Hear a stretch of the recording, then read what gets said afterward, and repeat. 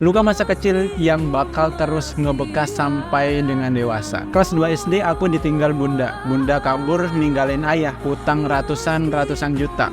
Aku ditinggal bunda pas hari Jumat jam 11 siang. Aku dijemput dari sekolah sama ayah dan pulang duluan karena ayah kaget dengar berita itu. Aku, ayah, adik nyari bunda setiap hari selama 1 bulan.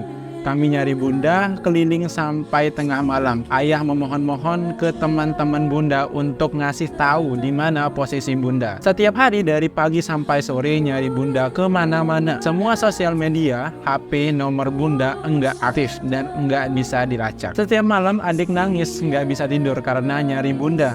Ayah keliling naik motor setiap malam biar adik ketiduran dan enggak memikirkan bunda. Adik selalu nangis. Ayah juga tengah malam sering nangis. Aku berusaha enggak nangisin bunda karena enggak mau bikin ayah makin sedih. 2 minggu setelah ditinggal bunda, aku dan adik demam. Kami sakit 1 minggu sampai kejang-kejang. Ayah berusaha hubungin bunda dengan berbagai cara biar bunda mau nemenin aku dan juga adik. Tapi bunda juga enggak nemuin kita sampai kita sembuh. Setiap kami mau tidur, ayah selalu putar lagu Malu sama Kucing. Volumenya gede banget biar aku dan adik nggak bisa dengar ayah nangis. Tapi setiap malam aku bangun dan tahu kalau ayah nangis. Banyak cobaan yang datang ke ayah. Ekonomi, ditinggal istri, ngurusin anak, keluarga, hutang. Aku dan adik nggak pernah sarapan setiap sekolah karena kami masih kecil banget, belum bisa masak. Umurku masih 7 tahun dan adik 5 tahun. Ayah juga jarang banget makan selama ditinggal bunda sampai sering sakit. Kadang ayah tahu kalau aku bangun tengah malam. Ayah malu denganku karena dia nangis. Sambil nangis ayah selalu bilang, "Maafin ayah ya, semoga kita bisa sukses." Setiap malam aku selalu cek suhu di jidat ayah,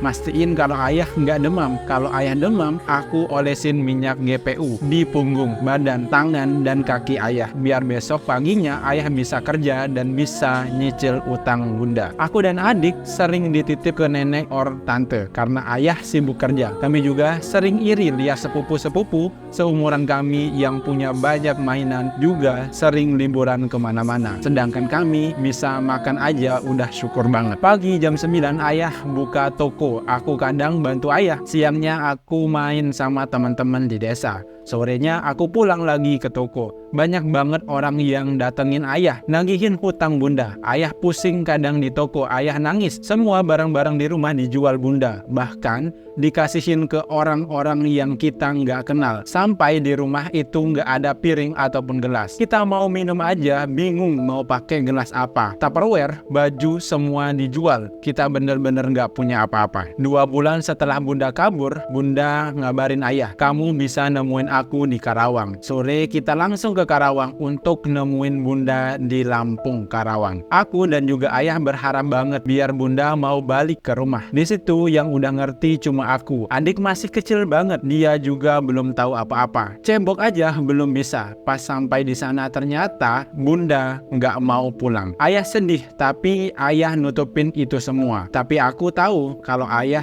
lagi sedih. Malamnya ayah nangis. Dari situ ayah ngajarin membiasakan kami hidup tanpa bunda. Ayah jadi benci sama bunda. Setelah hutang bunda lunas, ayah nekat bangun rumah pakai duit seadanya. Rumah impian dan tempat tinggal yang nyaman untuk aku dan juga adik. Karena sebelum bunda kabur, kami semua masih tinggal bersama kakek. Ayah dan kakek nggak akur dan nggak terlalu akrab. Dengan membangun rumah, ayah berharap bunda menyesal dan mau balik ke ayah. Pas aku kelas 4 SD awal, aku dapat kabar kalau bunda mau menikah.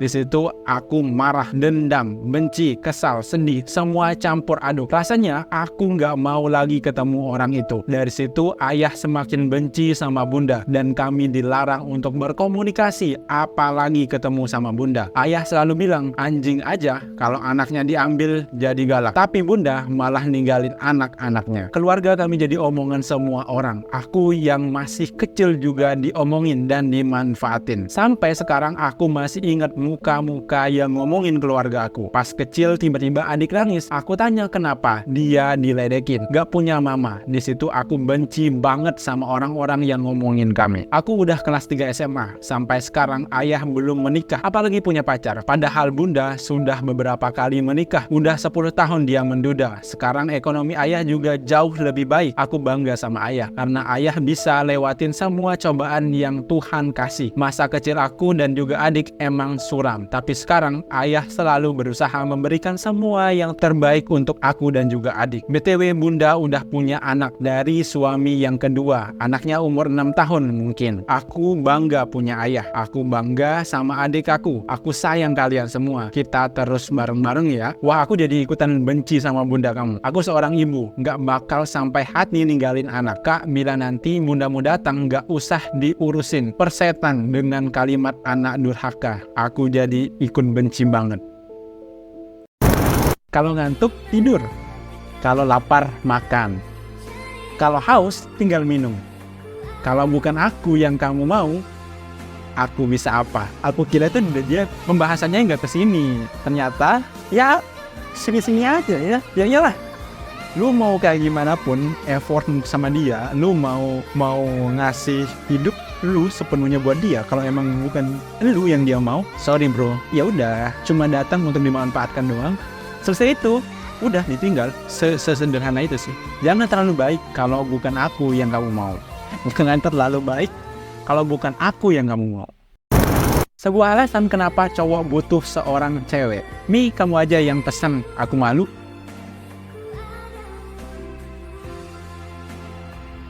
Iya ya. Apa semua cowok kayak gini ya? Kalau udah berpasangan kayak gitu ya? Ya guys. Ini berarti semua dihandle apa ya kayak gini ya? Kalau makan bareng, kalau udah punya pasangan kayak gitu ya? Kayaknya yang udah bersuami istri loh ya kayaknya. Kalau yang lagi pacaran kayaknya lagi masa-masa effort banget, dites effort apa enggak kayak gitu kan katanya. Biasanya cowok yang bayarin, yang langsung ke kasir, yang sok jagung bayar kayak gitu. Ya nggak sih? Kalau masih pacaran. Kalau udah nikah itu biasanya di take over sama pasangannya, ceweknya. Tanpa cewek kami cuma bisa pesen nasgor, bakso sama soto. Emang separah ini ya? Kami cowok boleh ditantang public speaking, tapi kalau urusan ke kasir, mundur. Ya kenapa cowok gitu? Ya apalagi kalau di kafe ditanya atas nama siapa, pasti dijawab nama ceweknya, biar yang dipanggil bukan dia. Nggak tahu. Gua nggak tahu kalau ini. Gua nggak tahu. Gua belum pernah ngerasain. Belum ngerasain deh. Nyesek banget gagal nikah karena calon suami aku minta open marriage, padahal 1 hari lagi mau nikah. Bagi lo yang belum tahu open marriage itu apa, coba kita cari ya. Open marriage adalah yakni memperbolehkan satu sama lain dalam berhubungan intim secara seksual dengan orang lain selain pasangannya. Gimana? Open marriage? Siapa yang mau digaya gitu ya? Gila nih, yang cowoknya goblok. Sayang, besok kan kita nikah. Gimana kalau kita open marriage? Kan sama-sama diuntungkan. Aku mau ngomong dari lama, tapi lupa. Batalin aja nikahnya. Kok kamu gak pengertian banget? Gompet. Ini Nino masih bilang gak pengertian. Elunya kepalanya sengklek. Padahal semuanya sudah siap. Tapi cobaan bikin aku trauma banget. Berusaha kuatin diri dengan selalu berusaha tersenyum. Meski dalam hati sakit banget. Aku memilih buat batalin aja. Karena kalau aku lanjutin pernikahan sama dia, apalagi sudah punya niatan kayak gitu, gak bakalan bener ke depannya. Yang ada aku malah makin sakit hati, bukan bahagia. Gua setuju sama lu. Karena pernikahan itu adalah salah satu ibadah dalam jangka panjang. Kalau hanya semata-mata karena cuma statusnya doang, kayaknya mending aja batalin aja. Gua setuju sama lu. Gua setuju. Ternyata alasan dia minta open marriage itu karena dia mau lanjutin hubungan sama teman seperjuangan aku sendiri. Sahabat lu emang nih cowok mata keranjang belang banget nih. Cangkrik, sumpah stres banget sampai muka pun hancur jerawatan kayak gini karena tiap hari ngeluarin air mata sampai bergadang tiap malam saking nyeseknya. Tapi di sini aku sadar diri, mungkin alasan dia pengen melibatkan dua orang dalam pernikahan aku karena teman aku lebih cantik. Beda kayak aku yang sering dijulukin tetangga kayak Malika, dia malu punya aku. Kalau emang dia malu, ngapain dia sampai mau hampir nikah gitu loh. Ini emang cowoknya emang dasar niatnya aja udah belang banget. Anak ajaib, tak pernah bawa uang saku ataupun bekal selain sebotol air putih. Pernah ditanya gurunya, Nana kok tidak pernah bawa bekal ataupun uang jajan? Dia jawab, kan sekolah cuma sebentar. Sampai rumah cerita, esok harinya coba saya kasih 2.000-an 5 lembar. Dia menolak, nggak usah bu, kita harus hemat. Nana bawa 2.000 aja buat infak. Hah?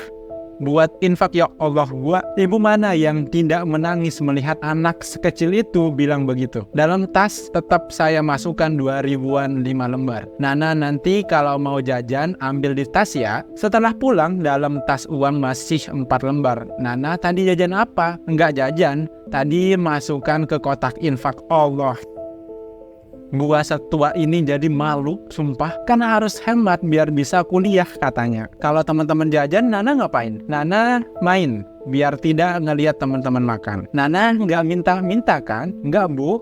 Nana kan ingat kalau ada orang makan nggak boleh lihat. Ada makanan banyak, kalau bukan punya kita tidak boleh dilihat. Terima kasih ya Allah, Engkau titipkan bidadari kecil ini pada kami. Ya Allah, ini cantik banget juga, luar biasa. Gue jadinya tertampar, sumpah dah.